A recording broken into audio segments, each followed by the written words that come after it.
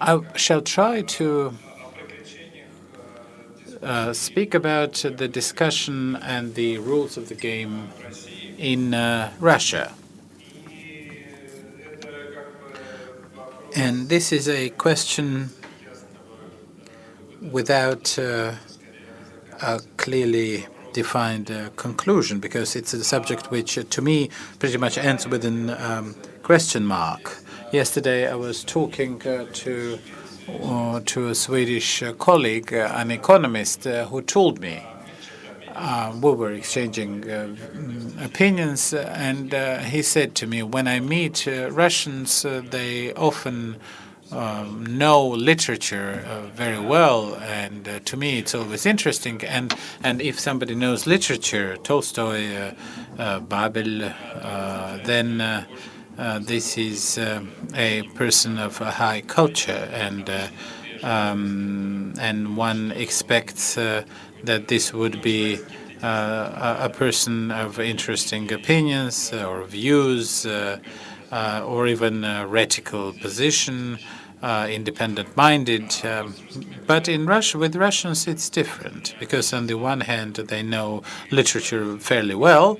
On the other hand, one may well listen to most bizarre conspiracy theories that these people harbor, and also very uncritical mindset and uncritical approach to opinions. Well, I can't say if it's true, but this is the Swedish colleague of mine who expressed a view. It's more of an anecdote, but what I think that this anecdote is partially related to what I'm going to say, because in Russia we have an interesting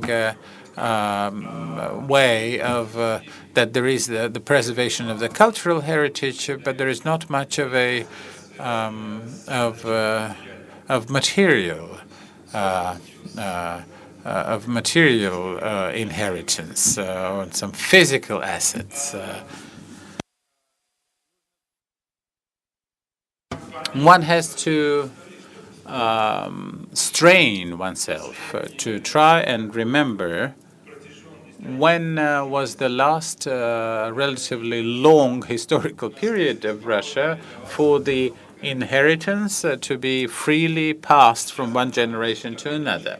We are now at a point when this probably last episode dates back to the beginning of end of the 19th, beginning of the 20th century. You may argue, you may express your own opinions, but that's my perception. The history of the past 100 years behind us, if you look at generations, it mostly consists of every generation starting from anew.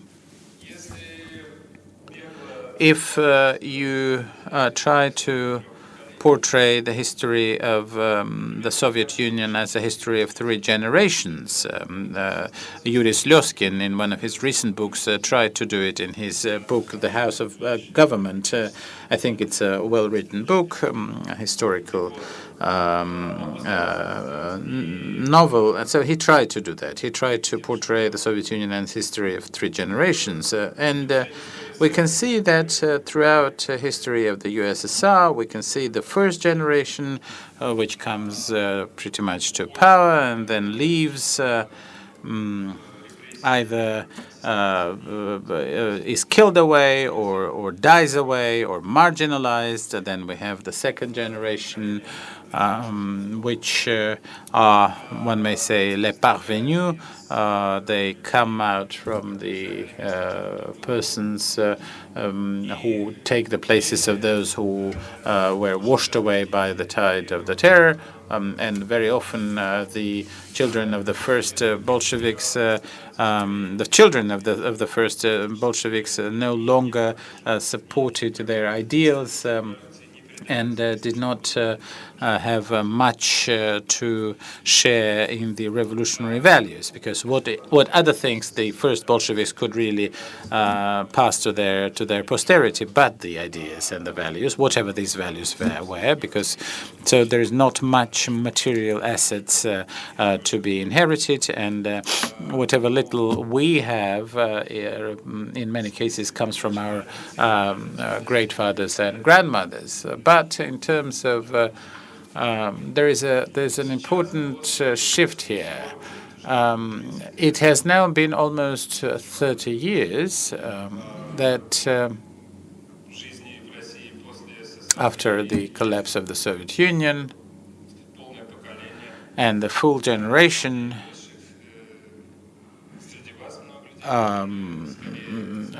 there's a new generation, and many of you hardly have a great memory of the Soviet times. Some of you don't have that whatsoever. But in any event, there is a chance nowadays to try and go through this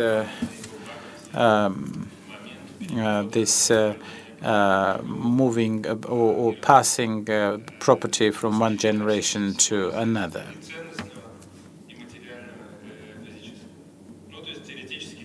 So theoretically, there is such an option.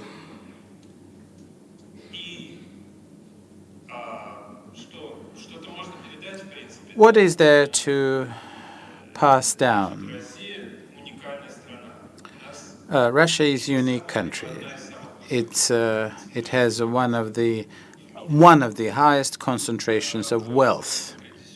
According to Credit Suisse, and that's according to a study on Global Wealth Report, the highest decile of the top of the population has or owns 82% of the wealth means in Russia. This is more than in the United States, in China. And in China, it is for the past 30 years, we have also been seeing a very active process of wealth accumulation.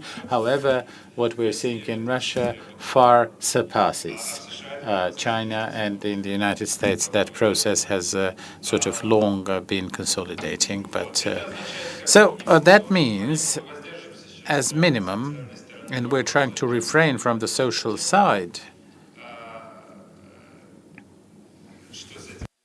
or the social side of this question about the inequality, let's just face it. So there is at least something that people are willing to pass down to their children or grandchildren. So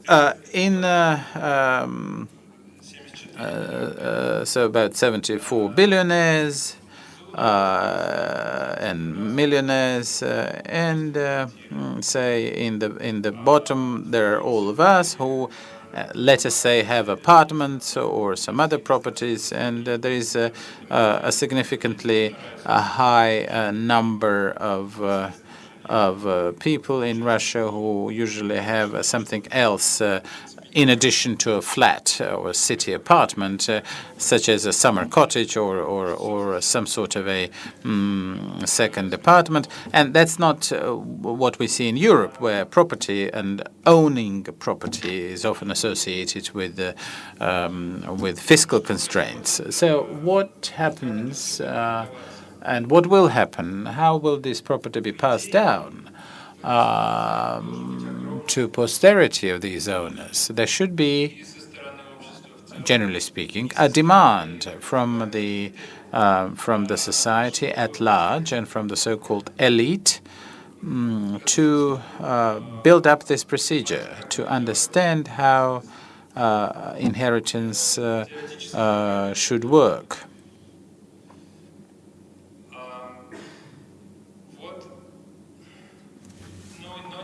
But it is still unclear. It is unclear how will this demand be expressed and what can be done to follow this demand. It is mostly just theoretical. a good percentage of what is in the private hands must, generally speaking, be creating huge pressure on the state, on the lawmakers, on the overall system to try and create a system of living in a society insofar as the relationships between the owners and the state are concerned, the owners and their heirs are concerned, the owners and their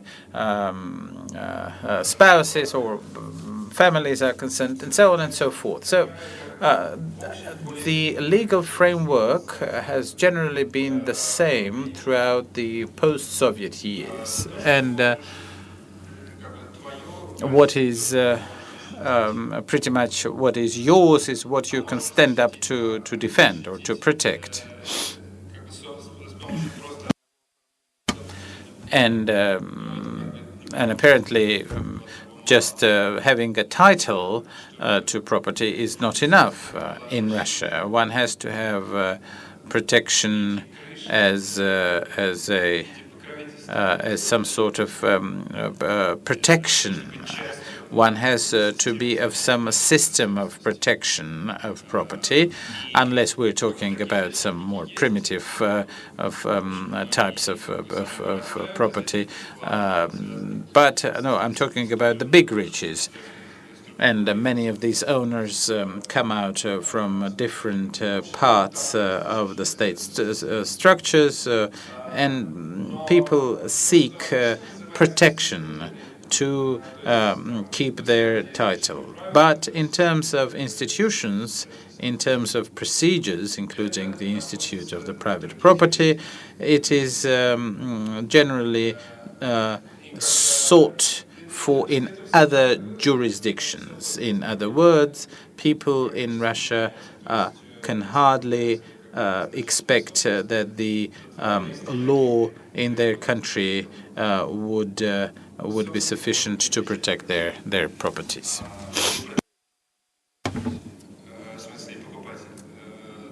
And often business may be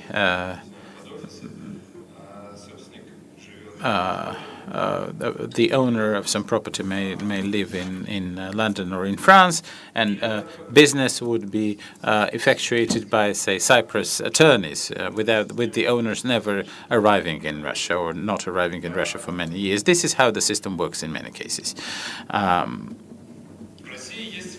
In Russia, there are institutes,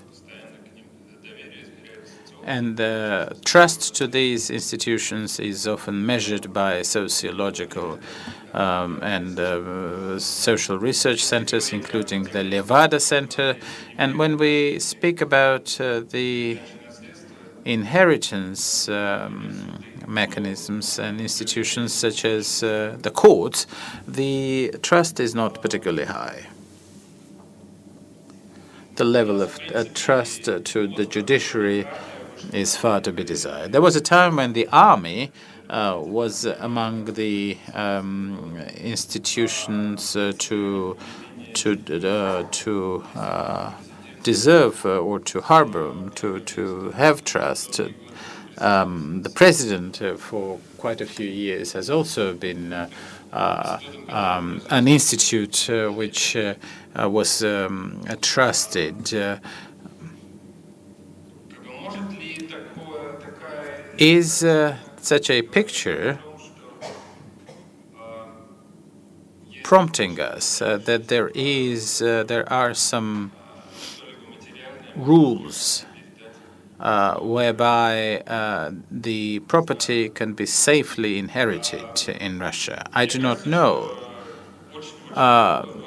In very primitive terms, one may express or describe the situation as such. One may say it's a conflict of goals, because the groups in power have and aspire for keeping power, but their method is very personalistic and indeed related to some manual administration and not institutional.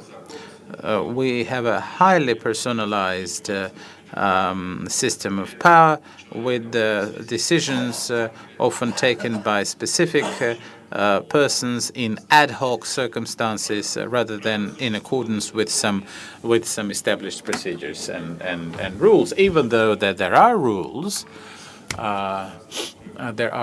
at different levels, which are by far not always written. These are often agreements or notions or concepts rather than hard written laws and regulations. So we're dealing with this highly personalized type of government. But when we think about inheritance, when we think about passing down some assets to the posterity, one cannot do without rules. Inviolability of private property, inviolability of physical person, sanctity of contract. These are all elements of the rule of law, and it is the consensus opinion of very many political scientists and economists that there is no other way for a society to survive instability and to be sustained. These are but an incomplete list of exigencies for such societies to survive.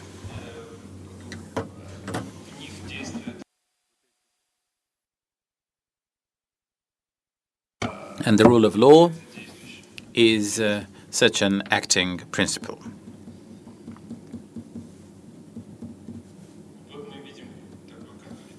So we see this conflict.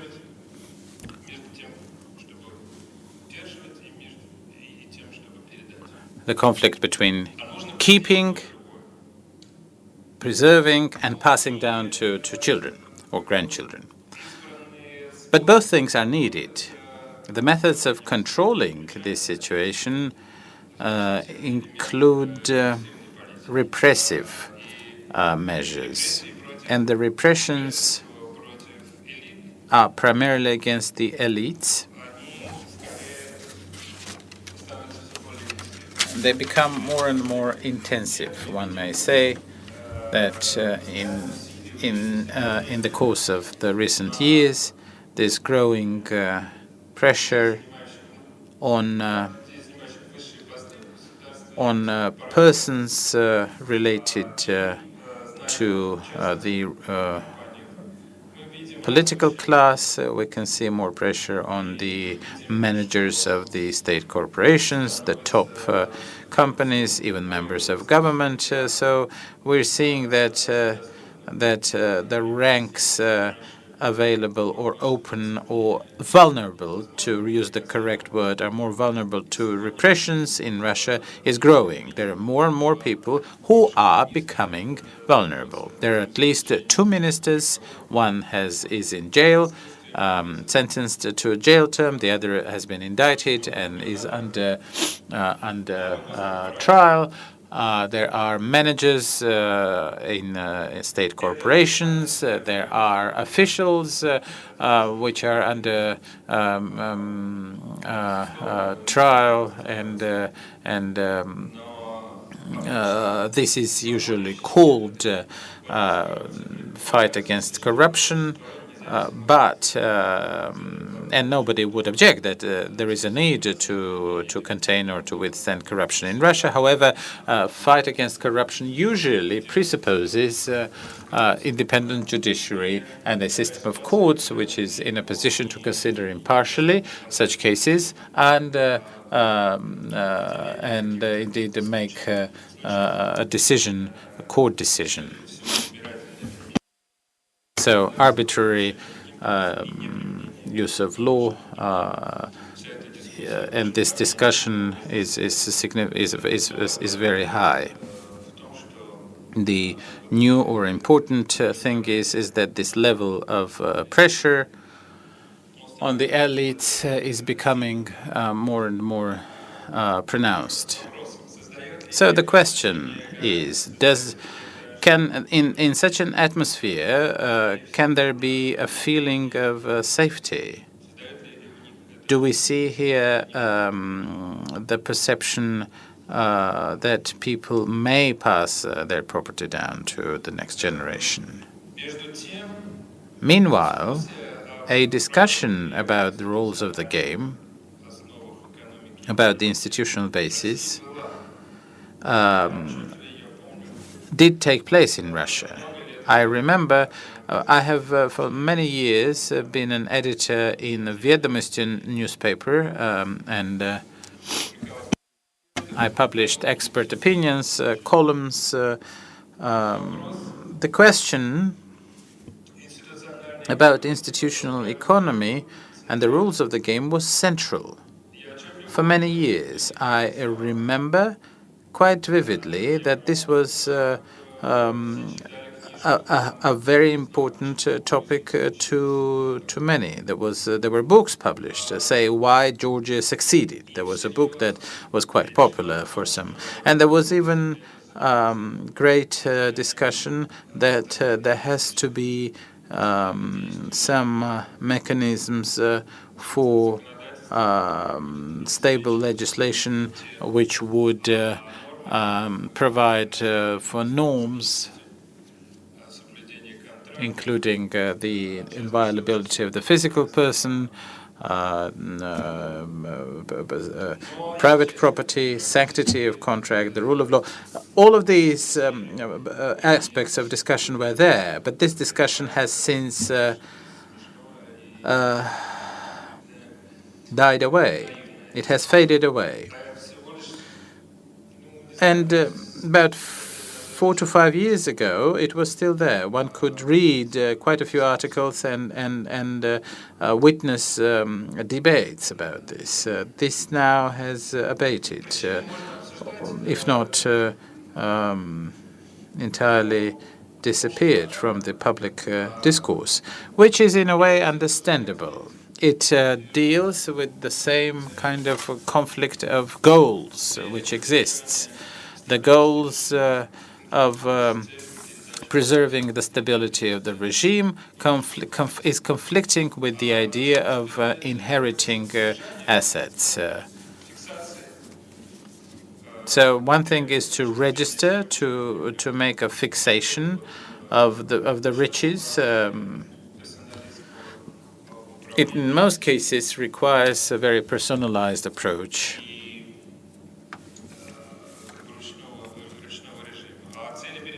Whereas the actual rules are not as clear and have never been clear. So this discussion is gone, as I said, and it is also gone within the expert community because there is not much opinion. Еще есть такой элемент, что в российском экспертном сообществе в принципе. So even in the expert community, there is less willingness to talk about these concepts. The more so that it certainly does not appear that the government is in any way interested of paying attention to such debates or discussions. There have been some attempts over the past several years to publish several studies. To draft reforms. There's been a lot of paper written on, and probably many computer files created, but after all, this has all been kept as in the framework of an academic discussion. Very briefly, I will try to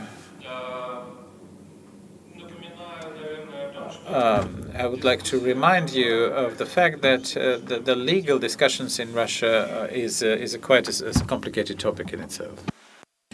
And in general, historically, we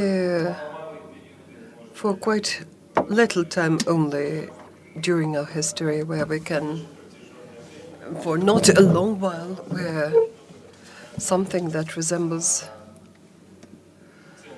the values of the rule of law, when they would go stronger.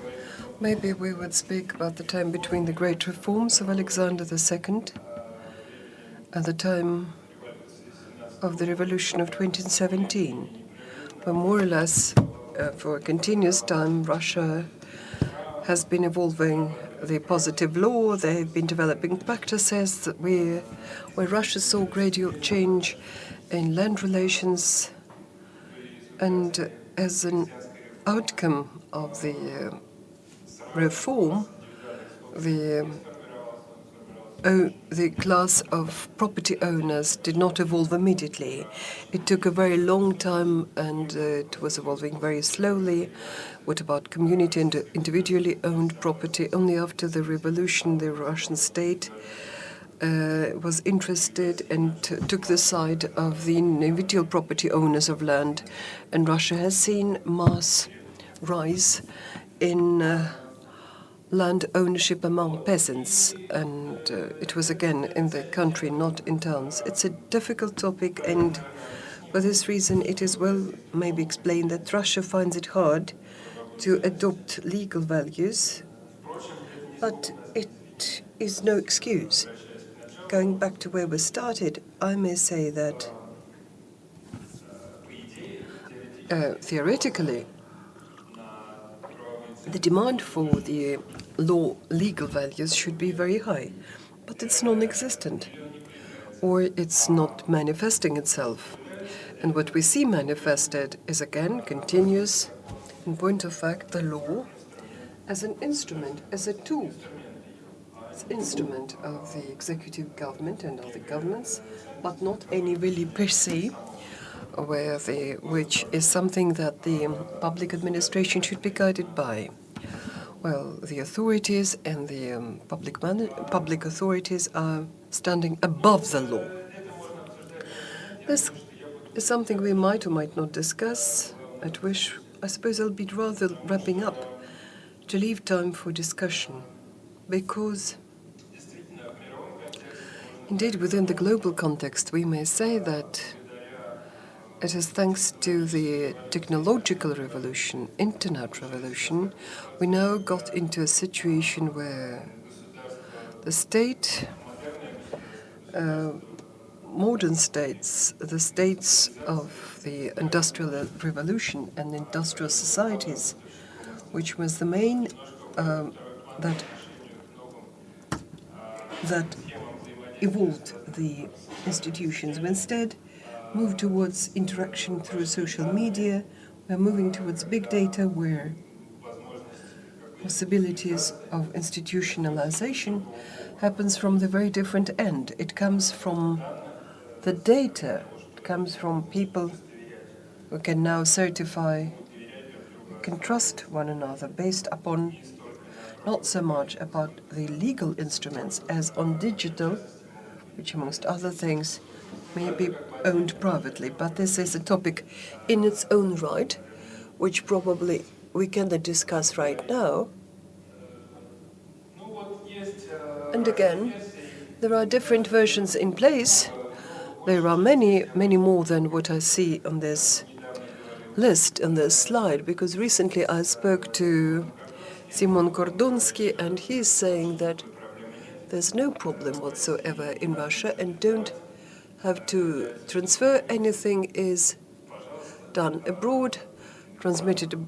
Rich people just transfer their status. Your children would be inheriting property abroad, and in Russia, if it happens, then you can transfer your status. If it doesn't, so what? Ivan Krastyev, a political scientist, says that institutes related to the rule of law and the rule of law state and institutions grew in a historic epoch where the main assets were land and industrial production. That's why they're going to the background, because property and assets nowadays are more movable. They're not related to, for example, land, because that was Such was the case, say, in England of the 17th century. Nowadays, one can own property which is easily movable. This property may be intangible, but if it is tangible, then property may be registered anywhere. Copyright may be registered anywhere. So think of it, to which extent, how adequate are these versions? I don't think there is one single plan in place. I believe that Russia nowadays is not seeing creation of clear rules of the game, which, for example, are the ones where the main players, main actors, are interacting between themselves. What I mean here, the state and big property owners, society at large, in a broader sense of the word, individuals with their individual rights. Just because there's no one to think about this, there is no, so to say, we see certain rise of conflict. First of all, within the government, and probably there are some parties within who may be thinking of what would happen now. Okay, if we're allowed to transfer big property in Russia, we'll get aristocracy. Because we'll have a second generation, we'll get aristocracy. They will see people that will be owning, not some, it will be just like large scale, meaning class-wide, whole strata in society, stratum in society, where people own property, are well-to-do and are rich, just because they inherited this property, and we are laying the foundation for aristocracy. Some people may say that it's wrong, or you should at least filter this sort of aristocracy. Some would be allowed to be part of aristocracy, others won't be. We can come up with this logic too. If, for example, if we use historical parallels, for example, опричники, the ones that are purging the земства, they allow somebody into bright aristocratic future, and those who are in prison will not get their share in the future, and others who survived will become the future of the Russian aristocracy. I do not know. But at least we are right now at a point, going back to where we started, where in theory, Russia has a chance for peaceful transfer within the same political period. We won't say if this is good or bad, but this is the case. Question is, what do you do about this? Well, whether this will work or not. If you have any questions, let's discuss it. Thank you.